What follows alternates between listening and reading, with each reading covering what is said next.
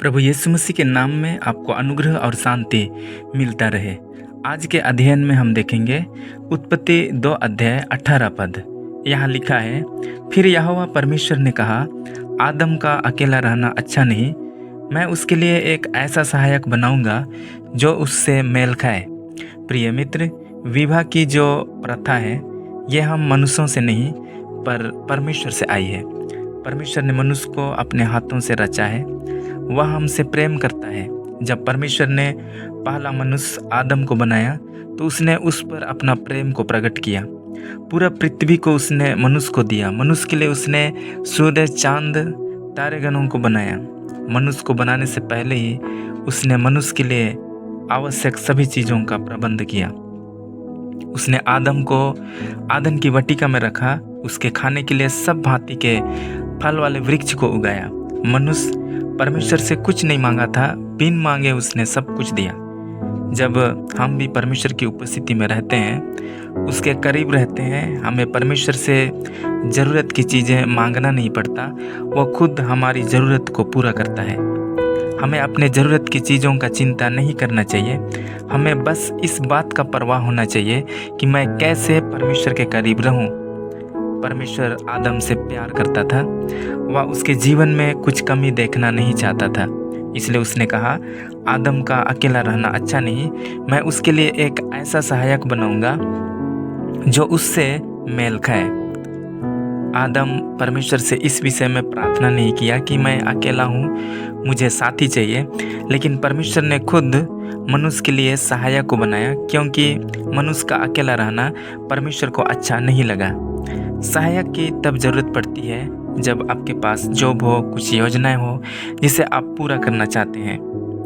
परमेश्वर ने आदम को सहायक देने से पहले एक विशेष जगह में रखा, उसे काम सौंपा, उसे आज्ञाएं दी। आज भी शादी से पहले हमारे पास जॉब होना ज़रूरी है। हमारे पास भविष्य के लिए योजनाएं होनी चाहिए। इफिसियों 5 अध्याय 23 में लिखा है, क्योंकि पति पत्नी का सिर है, जैसा कि मसीह कलीसिया का सिर है और स्वयं ही देह का उद्धार करता है। पति सिर है, अर्थात पति के पास योजनाएं हैं। पत्नी देह है, देह योजनाओं को कार्यान्वित करता है। जब एक परिवार में हम जीवन जीते हैं, पति के पास योजनाएं हैं, पर परिवार को चलाने वाली, परिवार को दिशा देने वाली पत्नी होती है। परिवार में बहुत सारी चीज़ें ऐसी होती हैं जो पति हैंडल नहीं कर पाते हैं, जिससे पत्नी आसानी से हैंडल कर लेती है। आदम के लिए स्त्री को किस प्रकार बनाया? उत्पत्ति 2 अध्याय 21 से 24 में लिखा है, तब यहोवा परमेश्वर ने आदम को भारी नींद में डाल दिया और जब वह सो गया तब उसने उसकी एक पसली निकालकर उसकी जगह मांस भर दिया। और यहोवा परमेश्वर ने उस पसली को जो उसने आदम में से निकाली थी स्त्री बना दिया और उसको आदम के पास ले आया। तब आदम ने कहा, अब यह मेरी हड्डियों में की हड्डी और मेरे मांस में का मांस है, इसलिए इसका नाम नारी होगा, क्योंकि यह नर में से निकाली गई है। इस कारण पुरुष अपने माता पिता को छोड़कर अपनी पत्नी से मिला रहेगा और वे एक ही तन बने रहेंगे। मेरे प्रिय मित्र, विवाह का स्थापना, परिवार का स्थापना परमेश्वर ने किया है। पाप में गिरने से पहले विवाह का जो सिद्धांत है वह हमारे लिए बहुत महत्वपूर्ण है।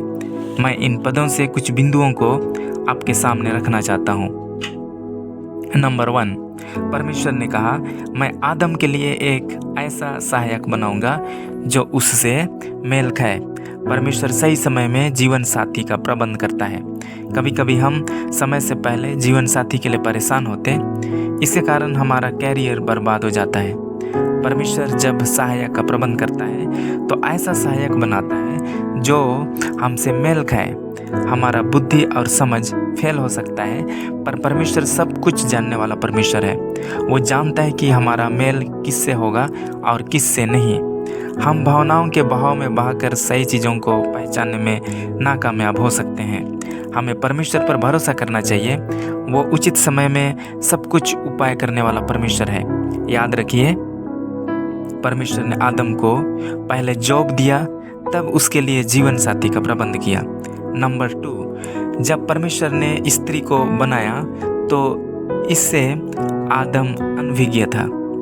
अगर आप यूथ हैं, परमेश्वर पर भरोसा रखते हैं, तो आपके मेल खाने वाला किसी को वह कहीं तैयार कर रहा है। समय की पूर्णता में वह प्रकट करेगा। वचन में लिखा है, स्त्री बना दिया और उसको आदम के पास ले आया। नंबर 3, परमेश्वर ने स्त्री को आदम की पसली से बनाया ताकि वह उसे अपने समान प्रेम कर सके।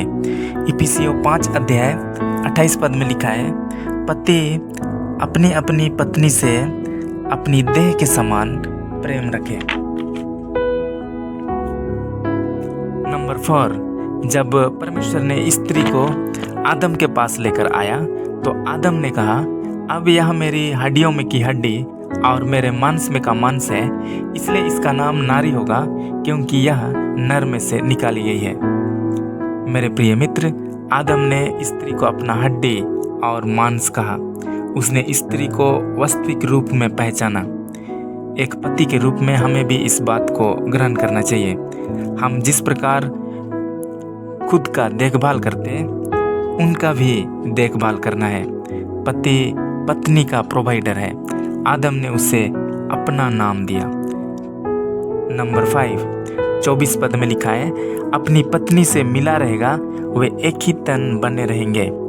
1-2 दिन के लिए नहीं, पर जब तक जीवन है तब तक बने रहेंगे। विवाह अस्थायी होना चाहिए। इसलिए यीशु ने मार्कुस 10:9 और 11 में तथा 12 में कहा, इसलिए जिसे परमेश्वर ने जोड़ा है उसे मनुष्य अलग ना करे। 11 और 12 में लिखा है, जो कोई अपनी पत्नी को त्याग कर दूसरी से विवाह करे तो वह उस पहली के विरोध में व्यभिचार करता है, और यदि पत्नी अपने पति को छोड़कर दूसरे से विवाह करे तो वह व्यभिचार करती है। मेरे प्रिय मित्र, जब परमेश्वर ने शुरुआत में विवाह की स्थापना की तो उसमें कुछ बातें स्पष्ट हैं। उसमें पहला है, यह एक विवाह ही हो, एक व्यक्ति के लिए एक पत्नी, इसी प्रकार एक स्त्री के लिए एक पति होना चाहिए। दूसरा, यह विपरीत लिंगी हो। यह विवाह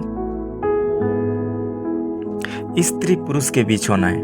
पाप में गिरने के बाद पुरुष पुरुष से विवाह करने लगा, स्त्री स्त्री से। प्रिय मित्र, यह अस्वाभाविक है, यह पाप है। मैं विश्वास करता हूँ यह अध्ययन आपके लिए उपयोगी साबित हो रहा है। परमेश्वर आपको आशीष दे।